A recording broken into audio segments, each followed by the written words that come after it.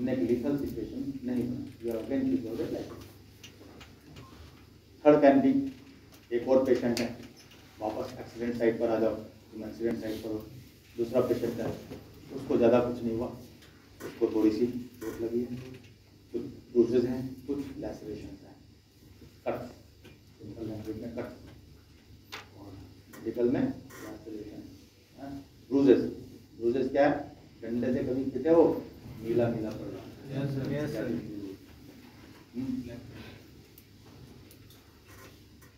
Beating, loose beating, तो नील जो पड़ जाता है वो ब्रूसेस, उसको ज़्यादा कुछ नहीं, but there is a risk. क्या रिस्क है?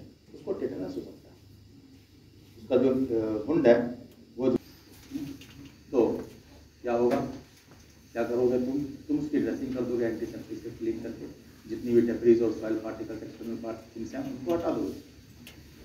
जब भी किसी वुंड की आप ड्रेसिंग करते हो तो सबसे पहला काम क्या करते हो, आप उसके अंदर जो एक्सटर्नल पार्टिकल्स हैं उनको हटाते हो, उसके बाद जो डेड टिश्यूज हैं उनको हटाते हो।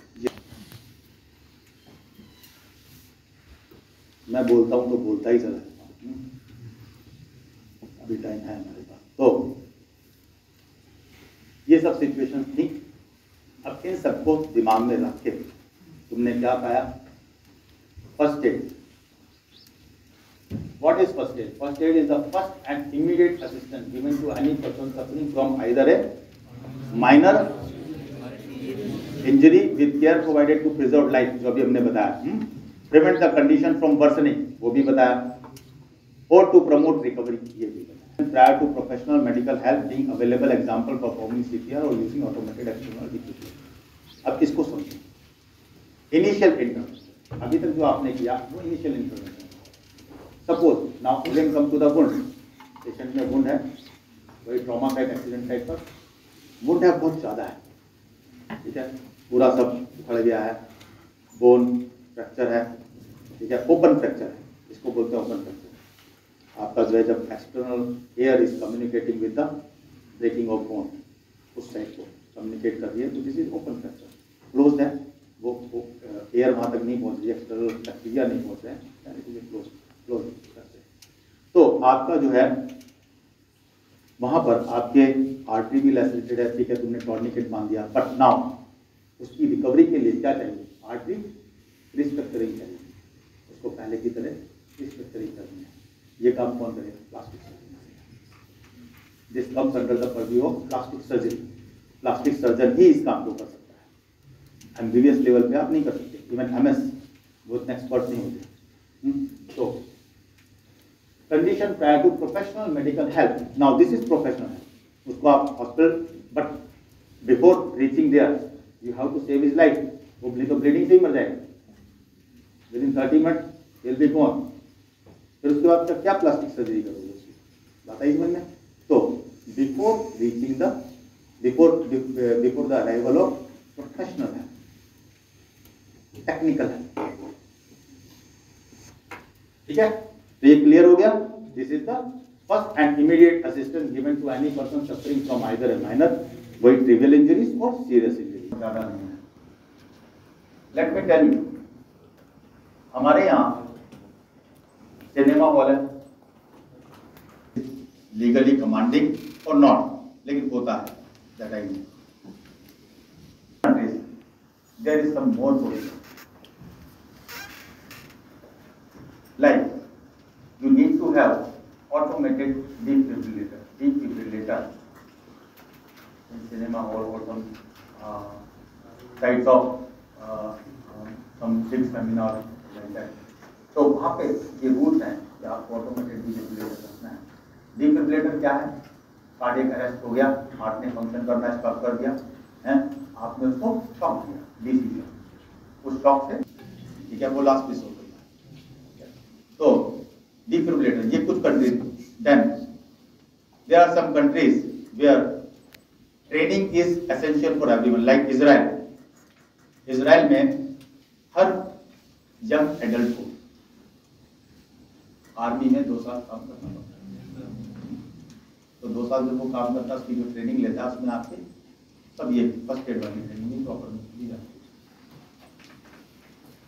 Then there are people who are trained, junior certificate, senior certificate, advanced certificate, ये सब होते हैं। पता नहीं इंडिया में होते हैं नहीं होते, अभी तक मेरी नज़र में तो आए नहीं। और मैं ज़्यादा रिसर्च करने का actually I must admit that I am a professor in Department of Pharmacology.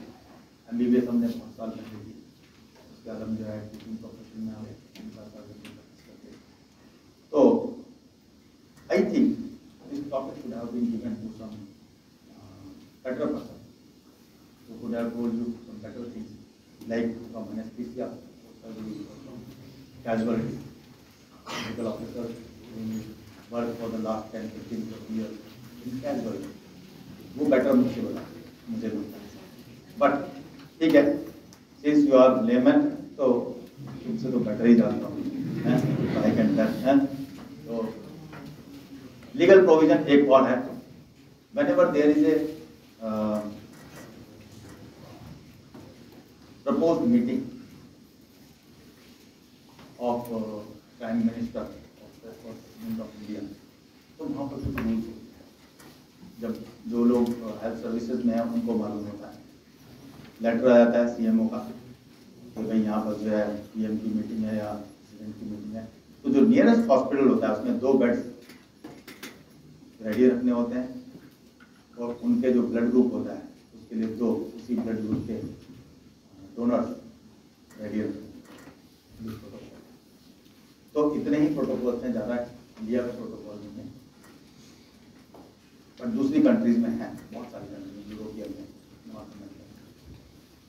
Universal first aid symbol, एक रेड क्रॉस का सिंबल जो ऑल आर अवेयर, उसका नाम ही रेड क्रॉस है, that is a cross of red colour, background white है, red cross. ये universal first aid symbol, this is the first aid symbol.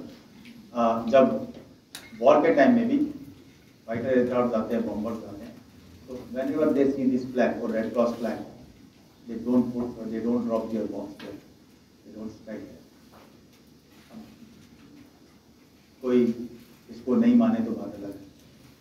This is the WHO protocol. Early history and warfare. Early history हमें बहुत सारी चीजें मिलती हैं first aid की, जिसमें लिखा हुआ है बैटल वुंड्स। मोस्टली जो हमें मिलती हैं वो बैटल से रिलेटेड मिलती हैं। रोमन एम्पायर में मिलता है उनके यहाँ, लेकिन रोमन एम्पायर में देखो actually they were successful, they had a great army. अब इस लाइन से देखो नीचे, they had a good this medical health facilities for their soldiers. Last para, there are numerous references to first aid performed within the Roman army with a system of first aid supported by surgeons, field ambulances and hospitals. Hospitals भी उन्होंने बना रखे हैं, उनके पास ambulances भी थी, ठीक है, मोटर कार वाली नहीं होगी, घोड़े गाड़ी वाली होगी, सब ठीक है। और they had dedicated surgeons to treat the soldiers who got inflicted various injuries। War में तो होती, तो इसलिए ये लोग सक्सेसफुल थे। आर्मी तो उनकी ग्रेट थी, ये सपोर्टिंग सिस्टम भी बहुत, बाकी पॉटरी वगैरह है, but everything that has been seen in the history is related to war. और बैंडेजेस वगैरह भी थी, वो मैंने इसमें लिखी नहीं, वो उससे ज़्यादा हमारा मतलब नहीं है, बट हाँ, aims of first aid, the primary goal of first aid is to prevent death और serious injury from bursting. Bursting मतलब नॉन फैटल है, उसको फैटल नहीं होने दें, ठीक है। क्या नाम है तुम्हारा? आ रही है नहीं? हंसी आती है, हमने इसके तो लगाया। फांसी के समय तो जरूरी है। बेसिकली मास्क सिर्फ जो है तुम्हारे अपने डिफेंस के लिए नहीं है, दूसरों के भी डिफेंस के लिए है। नहीं ठीक है, तुम तो खांस नहीं करो, वैसे भी यहाँ पे हम लोग 2 गज की दूरी नहीं मेंटेन करते ना।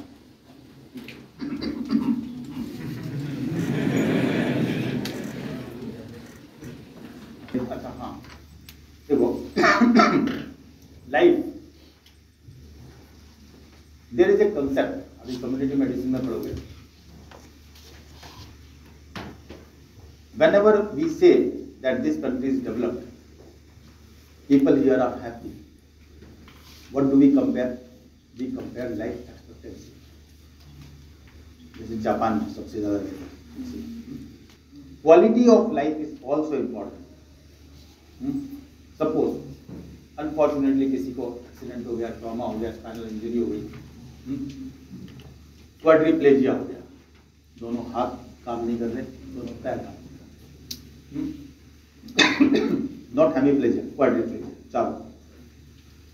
Now that person has become dependent upon others and have become a liability to the society. भाई पोलियोमाइलिटिस इरेडिकेशन के लिए क्यों इतना पीछे पड़ी सरकारें पूरे वर्ल्ड वाइड? इरेडिकेट हुए, कुछ कहीं कहीं है, बाकी सब इरेडिकेट हो गया, क्यों पड़े पीछे? बिकॉज जो पेशेंट है बेचारा, उसका जो है अल्फा मोटर न्यूरॉन गया स्पाइनल कॉर्ड का, और जितनी वो नर्व सप्लाई थी उसकी, वो सारी मसल एट्रोफी हो गई, तो उसका एक लिंग गया, so that person has become disabled and has become a liability to the society. ठीक है, अब इंटेलेक्चुअल वर्क तो कर ही सकता है, होते हैं disable people reaching higher becoming higher officials on various posts. क्या है वो गलत लगता है।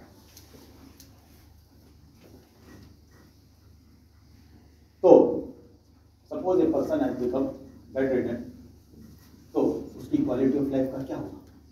बेकार है। अब वो 20 साल जी करके क्या करेगा? फ्रस्ट्रेट रहेगा, डिप्रेशन में चला जाएगा। तो अगर हेमीप्लेजिया है, एक हाथ और एक पैर सलामत है, तो that person might try to commit suicide. जिसको क्वाड्रिप्लेजिया है, that person will definitely plead for euthanasia. Euthanasia क्या है? Deliberate killing.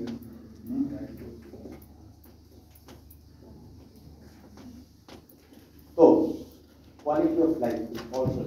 तो यहाँ पर हम जो बात कर रहे हैं, the patient's level of care. अब एक पेशेंट है, एक सिचुएशन है कि उसको कार्डियक अरेस्ट हुआ, हार्ट अटैक हुआ,